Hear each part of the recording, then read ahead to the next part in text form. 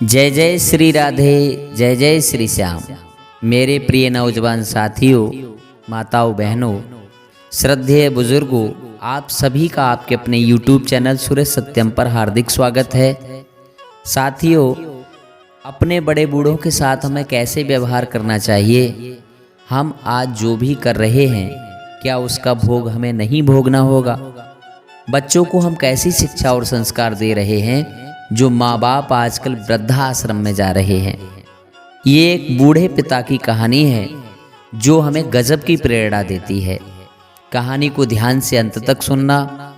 ये कहानी सरल भाषा में बहुत बड़ी सीख देने वाली है। तो मेरे प्यारे साथियों, एक गांव में एक बूढ़ा व्यक्ति अपने बेटे और बहू के साथ रहता था। परिवार सुखी संपन्न था, किसी तरह की कोई परेशानी नहीं थी। बूढ़ा बाप जो किसी समय अच्छा खासा नौजवान था, आज बुढ़ापे से हार गया था।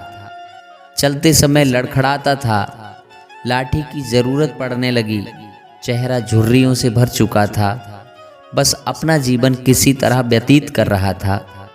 घर में एक चीज अच्छी थी कि शाम को खाना खाते समय पूरा परिवार एक साथ टेबल पर बैठकर खाना खाता था।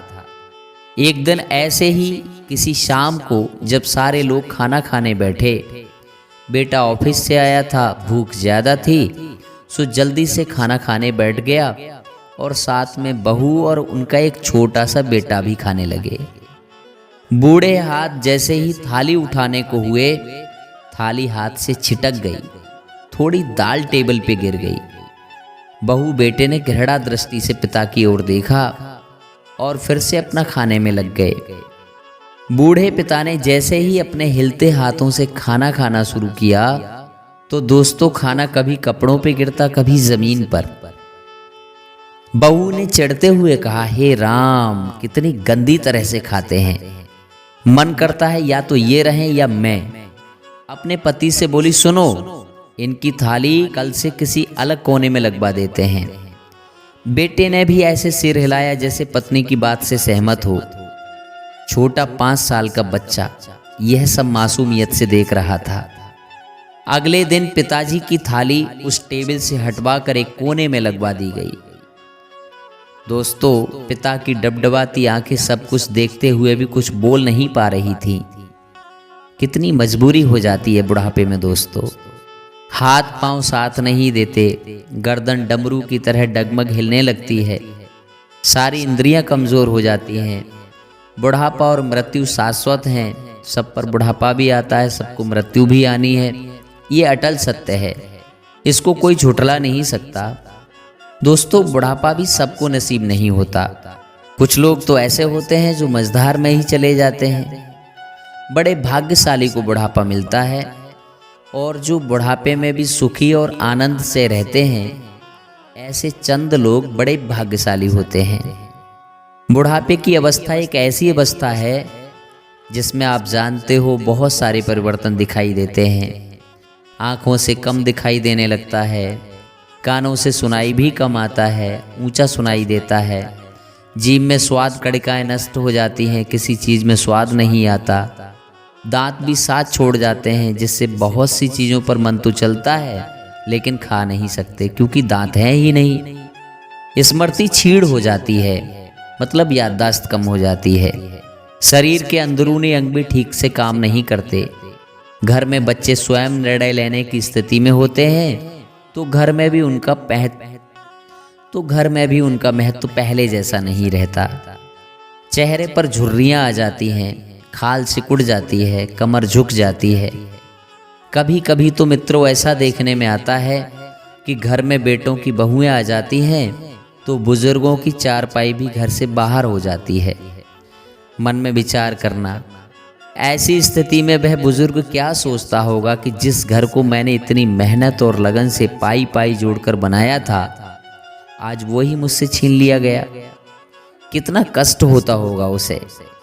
जब वह घर का बुजुर्ग रोटी पानी मांगता है और बच्चे सुनते नहीं, फिर उसे क्रोध आता है।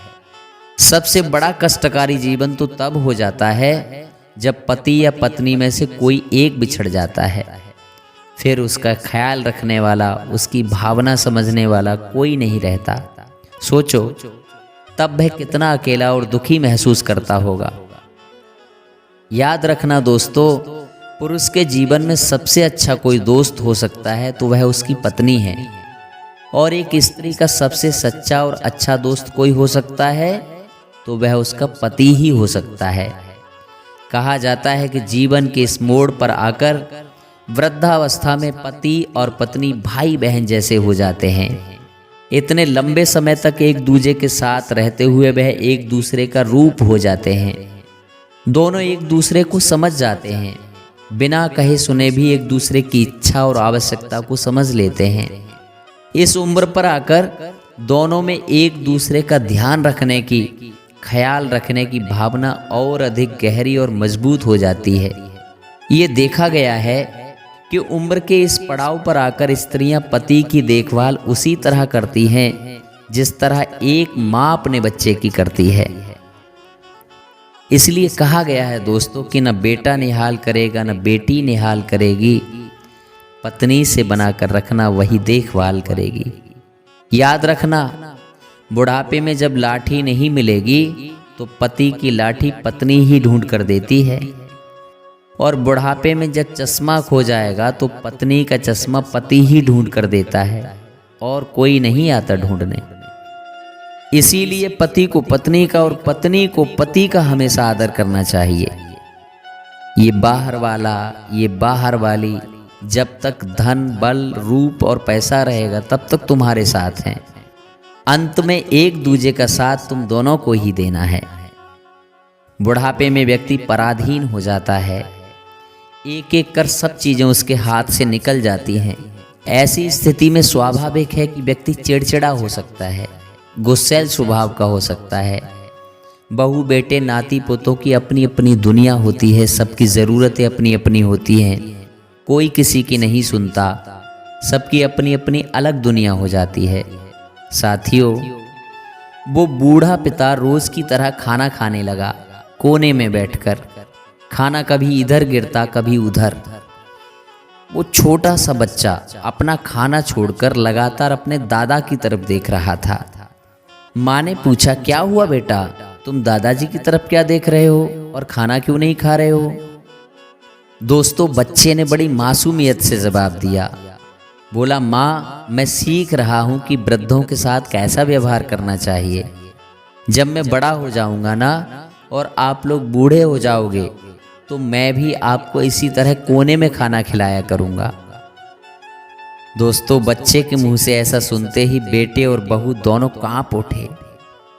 शायद बच्चे की बात उनके मन में बैठ गई थी, क्योंकि बच्चे ने मासूमियत के साथ एक बहुत बड़ा सबक उन दोनों को दे दिया था। बच्चे भगवान का रूप होते हैं। बेटे ने जल्दी से आगे बढ़कर पिता को उठाया और वापस टेबल पर खाने के लिए बिठाया। बहू भी दौड़ी दौड़ी गई, भागकर पानी का गिलास लेकर आई कि पिताजी को कोई तकलीफ ना हो।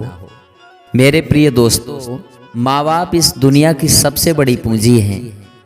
आप समाज में कितनी भी इज्जत कमा लें या कितना भी धन इकट्ठा कर लें, लेकिन माँ बाप से बड़ा धन इस दुनिया में कोई हो नहीं सकता।